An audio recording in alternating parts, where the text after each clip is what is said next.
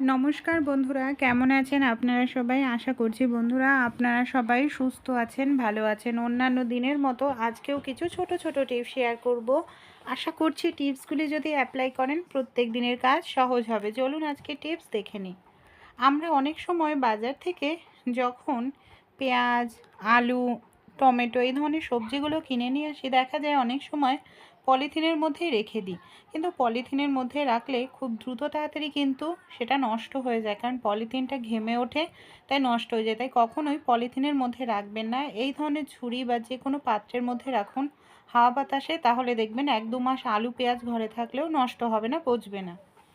এই ধরনের মশা তাড়ানোর জন্য যে ধূপকাঠি আমরা কম বেশি প্রত্যেক বাড়িতেই ব্যবহার করে থাকি। অনেক সময় কি হয়, এই যে মশা তাড়ানোর ধূপকাঠিটা না, এর গন্ধটা অনেকেরই কিন্তু পছন্দ হয় না। তাই এই মশা মারা ধূপকাঠির গন্ধটাও আপনাদের চেঞ্জ হয়ে যাবে। সেই সঙ্গে আপনাদের কিন্তু ধূপকাঠিটা যেটা অল্প সময়ে নিভে যেত, সেটা অনেকটা সময় ধরে জ্বলবে। এর জন্য আমাদের ছোট্ট একটি কাজ করতে হবে। এখানে আমি পছন্দ মতো পাউডার নিয়ে নিয়েছি, যেটা পছন্দ আপনাদের নিয়ে নেবেন। ধূপকাঠির গায়ে এইভাবে আপনারা পাউডারটা লাগিয়ে নেবেন। এইভাবে পাউডারটা লাগিয়ে নেওয়ার পর ধূপকাঠিটা জ্বালাবেন। দেখবেন ধূপকাঠিটা খুব সুন্দরভাবে জ্বললেও ধূপকাঠিটার থেকে কিন্তু যে একটা বাজে দুর্গন্ধ বেরোয়, যেটা পছন্দ নয়, সেটা হবে না। এমনকি পাউডারের গন্ধটাও বের হবে, মশাও কিন্তু চলে যাবে। ভাত রান্না করার পর আমরা যখন ভাতের ফ্যানটা ঝরাতে নিই, অনেক সময় কি হয়, ফ্যানের সঙ্গে বেশ কিছুটা কিন্তু আমাদের ভাতও দেখা যায় পড়ে যায়।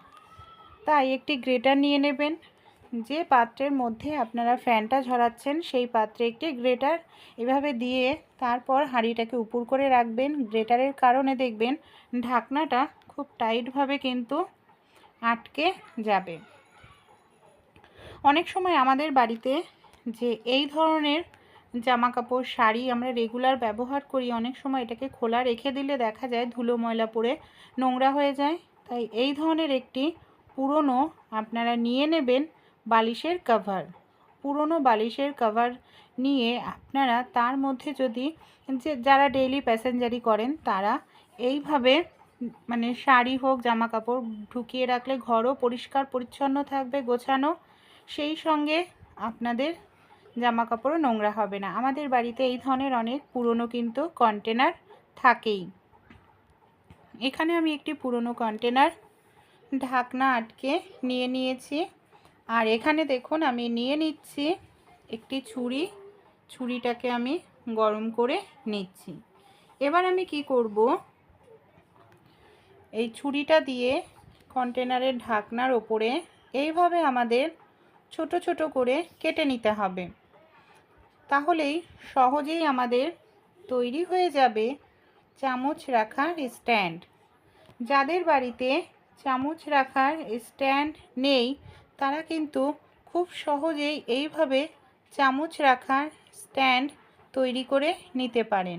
শুধু চামচ নয়, আপনারা চাইলে রান্নাঘরের যে ছুরি, সেই ছুরিগুলো রাখতে পারেন। এতে রান্নাঘরটা গোছানো থাকবে, চামচ এখানে সেখানে ছড়িয়ে ছিটিয়ে থাকবে না। অনেক সময় আমরা অনেকটা পরিমাণ মাছ মাংস কিনে নিয়ে আসি, দেখা যায় অতটা লাগে না, আমরা ফ্রিজের মধ্যে রেখে দিই। কিন্তু এইভাবে কন্টেনারে রাখলে অনেকটা বরফ জমে যায়। আমাদের বাড়িতে যে এই ধরনের প্লাস্টিকগুলো আসে, যে প্লাস্টিকের মুখটা আমরা এইভাবে আটকে রাখতে পারি, সেই প্লাস্টিকের মধ্যে আমাদের অতিরিক্ত যে মাছ কিংবা মাংস, সেটাকে যদি আমরা নিয়ে নিই, এই দেখুন এখানে আমি অতিরিক্ত যে বেশি মাছটা আছে সেটাকে আমি নিয়ে নিচ্ছি। তারপর এইভাবে আটকে নেব, কন্টেনারের মধ্যে ভরে রাখবো। এতে কি হবে, অতিরিক্ত যে বরফটা জমে যায় সেই বরফটা কিন্তু জমবে না। তাই আপনারাও কিন্তু এইভাবে রাখতে পারেন। তেল তো আমরা কম বেশি প্রত্যেকেই কিন্তু রান্নায় খেয়ে থাকি। অনেক সময় কি হয়, আমরা যে হয়তো তেল দিই পরিমাণে বেশি পড়ে যায়, বা তেল হয়তো আমাদের অতিরিক্ত খাওয়া উচিত নয়, সেক্ষেত্রেও তেলের খরচ আপনারা কমাতে পারবেন এই ছোট্ট টিপসটি ফলো করলে। একটি পাত্রের মধ্যে আমি নিয়ে নিয়েছি বেশ কিছুটা তেল, সর্ষের তেল, আর তেলের মধ্যে আমি দিয়ে দিয়েছি 1 চামচ নুন। 1 চামচ নুন দেওয়ার পর খুব ভালো করে আমাদের এইভাবে তেলটাকে মিশিয়ে নিতে হবে নুনের সঙ্গে। এতে আরেকটি উপকার হবে, অনেক সময় সর্ষের তেলে রান্না করলে দেখা যায় তেল ঠিকঠাক মতো গরম না হলে তেলের থেকে একটি সর্ষের তেলের কাঁচা গন্ধ বের হতে থাকে। নুন দেওয়া থাকলে সেই কাঁচা গন্ধটা বের হবে না। আর এই যে নুন দিলে তেলের ঘনত্বটা বেড়ে যায়, এতে কিন্তু অল্প তেলেই আপনারা রান্না করে নিতে পারবেন। এবার আমি এই নুন মেশানো তেলটাকে বোতলে ঢেলে খুব ভালো করে এইভাবে ঝাঁকিয়ে নিচ্ছি। আরও একটি সুবিধা হবে, কড়াইতে মাছ বা কিছু ভাজতে গেলে সেটা লেগে যাবে না কড়াইতে। আমাদের বাড়িতে যে এই ধরনের বাসন থাকে, আমরা স্টিলের বাসন ব্যবহার করে থাকি। অনেক সময় কি হয় জানেন, এই ধরনের বাসনগুলো যে ডিজাইনযুক্ত জায়গা হয় না, সেই ডিজাইনের মধ্যে প্রচুর পরিমাণে নোংরা জমতে থাকে, যেটা নর্মাল স্কচব্রাইট দিয়ে যদি আমরা পরিষ্কার করি ঠিকঠাক মতো কিন্তু পরিষ্কার হয় না। তাই আপনারা একটি কাজ করতে পারেন, যখন আপনাদের হাতে সময় হবে আপনারা একটি সেফটি পিন নিয়ে নিন। সেফটি পিন দিয়ে এইভাবে যে ডিজাইন আছে না, সেই ডিজাইনের মধ্যে যে নোংরা কালো একটি স্পট পড়ে যায় সেই জায়গাটায় এইভাবে সেফটি পিন দিয়ে একটু ঘষে নিন। এইভাবে সেফটি পিন দিয়ে একটু ঘষে নিলেই দেখবেন খুব দ্রুত তাড়াতাড়ি আপনাদের নোংরাটা উঠে যাচ্ছে। অনেক সময় আমরা পরিষ্কার করি বাসন, পুষ্টিকর খাবার খাই, তাও কিন্তু বারবার অসুস্থ হই। তাই এইভাবে যদি নোংরা জীবাণু থাকে, এর মধ্যে কিন্তু প্রচুর ব্যাকটেরিয়া জীবাণু থাকে, যেটা আমাদের শরীরে গিয়ে খাবারের মাধ্যমে আমাদের অসুস্থ করে দেয়। তাই এইভাবে পরিষ্কার করলে বাসন কিন্তু পরিষ্কার পরিচ্ছন্ন, জীবাণু ব্যাকটেরিয়া মুক্ত থাকবে।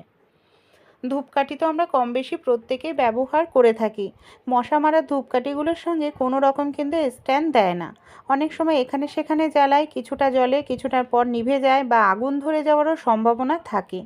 তাই ছোট্ট একটি কাজ করলেই কিন্তু আপনাদের সমস্যাটার সমাধান হয়ে যাবে। আমাদের বাড়িতে পুরনো যে প্লাস্টিকের পাত্র থাকুক বা কোনো রকম আপনাদের স্টিলের বাসন থাকুক, সেটা নিয়ে নেবেন। তারপর কি করব, তালা। এখানে আমাদের নিয়ে নিতে হবে পুরনো একটি তালা, যেটা চাবি নষ্ট হয়ে গেছে বা তালাটা নষ্ট হয়ে গেছে, সেরকম তালা নিয়ে তালার যে চাবির জায়গাটা তার মধ্যে যদি আমরা ধূপকাঠিটাকে রাখি, খুব সুন্দর স্ট্যান্ড হয়ে দাঁড়িয়ে থাকবে। এমনকি কোনো রকম স্ট্যান্ডের প্রয়োজন পড়বে না, আর পুরোটাই কিন্তু জ্বলবে ধূপকাঠিটা। আগুন ধরে যাওয়ারও কোনো রকম সম্ভাবনা কিন্তু থাকবে না। আর যেই ধূপকাঠির যে ছাইটা, সেটা কিন্তু এখানে সেখানে পড়ে জায়গাটাও নষ্ট হবে না, পাত্রের মধ্যেই পড়বে। ভালো লাগলে টিপসটি ট্রাই করে দেখবেন।